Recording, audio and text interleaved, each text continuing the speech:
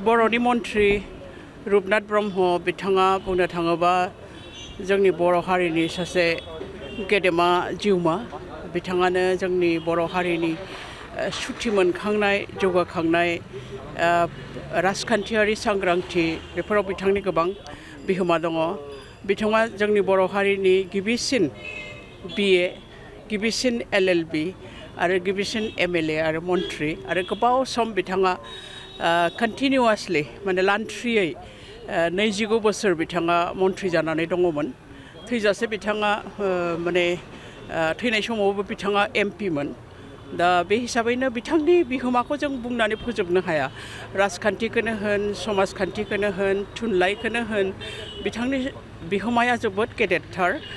जों जुदि नायो जे बिबार मुगायावबो बिथांनि बिबारनि बिलाइफोरखौ बिबार लाइसिनि बिलाइफोरखौ बोदलायोबानो जों बिथांनि बिहोमाखौ नुनो मोनो।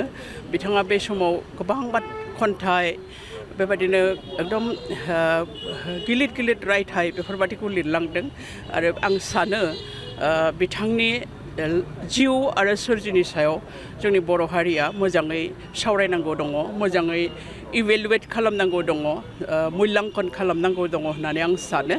आरो बिथाङा जोंनि बे बर' हारिनि खौसेथि जौगानाय आरो राजखान्थि कनसासनेसनि मोनसे सासे बिथाङा माने जोंनि माने मा होनो बेखौ सिम्बल जानानै जेब्लाबो थाबाय थागोन आरो जोंखौ जेब्लाबो बेबायदिनो बर' हारिखौ दैदेनलांबाय थानो हाथों। जोंनि क'क्राझार सहरनि गेजेराव मानगोनां रुपनाथ ब्रह्मनि जोनोम सान फालिफैदों। बाहाय आंजों लोगोसे जोंनिनो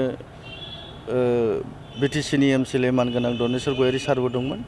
बिथाङा एसे सिगां ओंखारलांग्रोबाय। दिनै आंखौ कमिटिया लेंहरनानै बाहाय बिथांनि श्रद्धान्जलि मोनसे प्रग्रामाव आंखौ लेंहरदों। आं बाहाय फैनो जोबोद गोजोननाय मोन्दों आरो बेनि माखासे हिस्ट'रिखौ आं खोनानो मोन्दों। दा बिथाङा जोबोद मावथिमोन, समाज सिबियारिमोन आरो जोंनि बर' हारियाव आं बेखौ बयखौबो खावलायो जिखुनु संगठनावनो थाया मानो जोङो गावनि हारिनि नेताफोरखौ सानफ्रामबो जों फुजिनांगौ आरो सनमान होनांगौ, मान होनांगौ। अब्लासो जोंनि खौसेथिया फैगोन आरो जों जेब्ला गावनि नेताफोरखौ जों मान होगोन जोंनि जाथिया निस्सय बिनि उन्नति जालांबाय थागोन आरो बेखौ जों जेब्लाबो जोङो लानांगौ।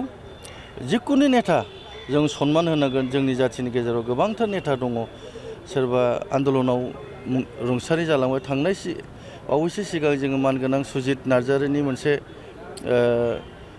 बिनि जोनोम मुंख्लं सान फालिहैदों। बाहायबो जों गोबां जोंनि बर' समाजनिफ्राय बिभिन्न दल संगठनफोर नुजाहैजोबदों। थिग बेबायदिनो जों मान होनांगौ। जों बयखौबो मान होनो रोंनांगोन। अब्लासो जोंनि जाथियाव मोनसे हारिया गेरेमसा जागोन। आं बेखौ खावलायो जाहाथे जोङो मान होलायनांगोन।